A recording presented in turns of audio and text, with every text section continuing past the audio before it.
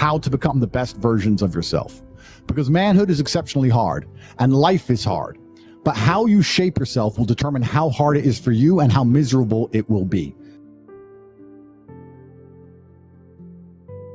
I've said this many times in many different iterations on different podcasts, but I want to repeat it again. As a man, there is no easy life. If you're looking for an easy life, you should have been a girl. You made a mistake. Yep. Your life is not about being easy. Your life is not about being happy. Your life is always going to be difficult. All of the pain you feel, all of the sadness you feel, you're supposed to feel as a man, and you have two effective binary choices. You either go through the suffering and go through the trauma and go through the hardship it takes to be a man of value, or you suffer eternity as a nobody. And being invisible, I would argue, is almost worse. You can have a very stress-free life if you work in Starbucks. You don't care about the Starbucks once you clock off. You're not at work at the time. You go home, you play video games, and you exist until you die. That's stress-free, but you have to suffer being a nobody. Alternatively, you can go out there into the world, try and implement your mark on the world, work hard, try to get rich, more money, more problems.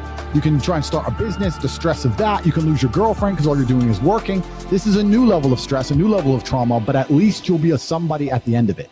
There's two ways to suffer. You either suffer to become a somebody, or you suffer as a perpetual and forever nobody. There's no such thing as too much masculinity if it's genuinely masculine. Genuine masculinity is not out here to hurt people. It's absolutely the opposite. It's out here to protect. And when bad things happen, they call traditionally masculine men. If you need a firefighter, you need a masculine man. When you call the police because of the problem you had, you want masculine men. And as soon as a woman or a man is in trouble, when you look for backup, you look for masculine men. And masculine men have a duty to provide and protect those they care about. We have a duty to do things we don't feel like doing because we know we're supposed to do them. And that's why we stayed in the Titanic and died. Those were masculine men. So when you attack a man's mental fortitude on one issue, you attack it on all issues. This is why it's done purposefully.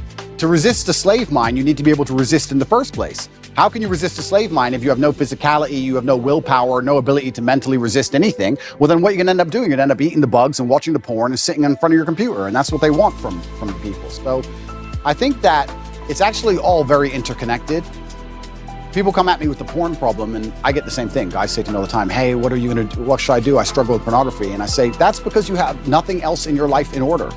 If you were in good physical condition and you had the money you were supposed to have and you had the mentality you were supposed to have, you wouldn't need it.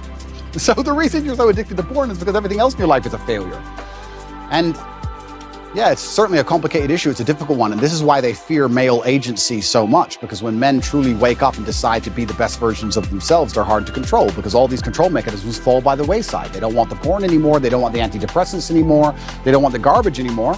And now you have a whole bunch of men who actually want truth and honor and respect, and they want to live for something. And then what are they going to live for? They're going to want to be brave. They're going to want to do the right thing, regardless of how dangerous it may be for their own personal circumstance. And that sounds like a difficult population to enslave. And that's what's scary. That life as a man is exceptionally difficult. I say the most beautiful and the most terrifying thing about being a man is you're born without value. Society doesn't care about you. You're only going to be cared about based on how useful you are. You have the chance to build yourself up and become a superhero if you're prepared to do the hard work and be indefatigable enough to never quit. But if you're going to stand around and wait for a handout, nobody's going to ever respect you. And I think that a lot of people have forgotten about how difficult and how competitive it is as a man. We're always in constant competition with each other. And it's your duty as a man to stand up and say, I want to be as important and strong and good-hearted and God-fearing as possible. And I need to work hard to achieve those things. I think that the best thing you can possibly do as a man is prepare for the endless difficulty that's going to come your way. There's no way out as a man. You're either going to have a very difficult life to become somebody important, or you're going to suffer the difficulty of being invisible. What do you want to do? You want to be invisible and just hide and work in Starbucks and never have a girlfriend who truly loves you and nobody cares if you live or die? Or do you want to go out there and be top G and be the most famous man in the world and have government agencies trying to lock you up for no reason, putting you in a dungeon? You have to make a choice. It's going to be difficult either way. So I think if you have a son and you're not preparing him for absolute difficulty, you're doing him a disservice. I think that's what has to happen as a man. And I've said this many times before, but I'm going to say it again. I don't think many people understand exactly how competitive the masculine world is. Men are constantly in competition with each other. We always have been. We used to go to war and fight and kill each other. I guess in some places we still do.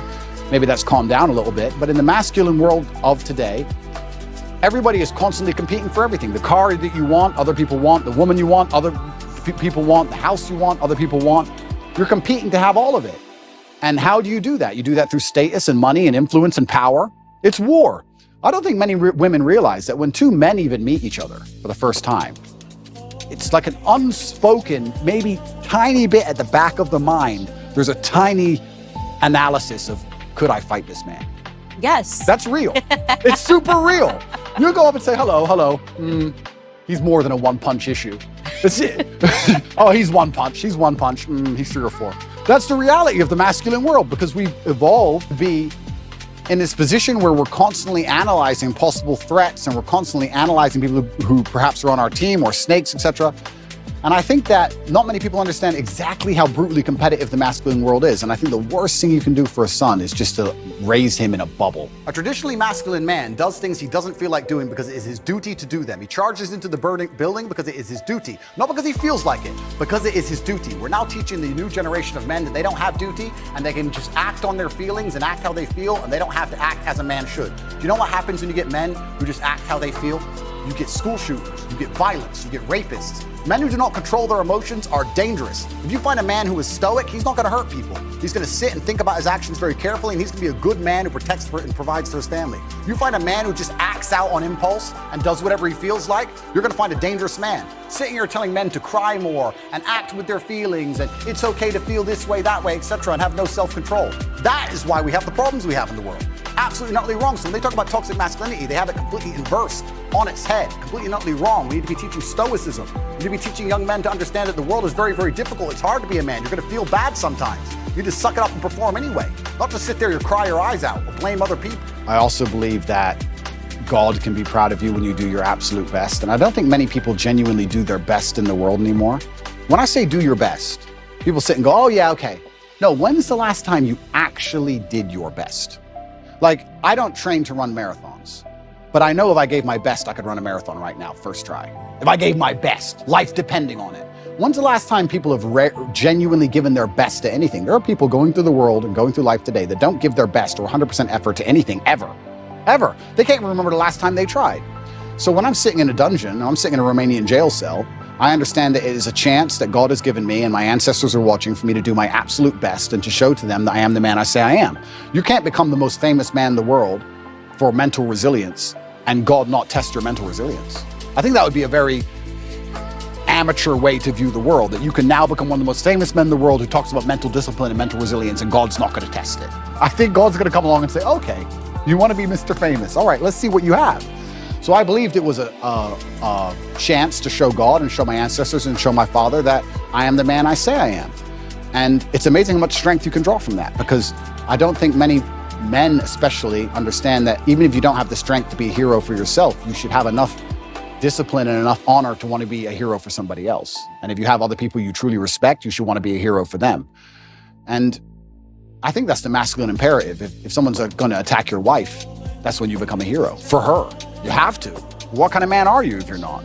And you can apply that to other things. If you apply that to your ancestors, or you apply that to God, or you apply that to your beliefs or your core principles as a man, then you can be a hero anytime you want.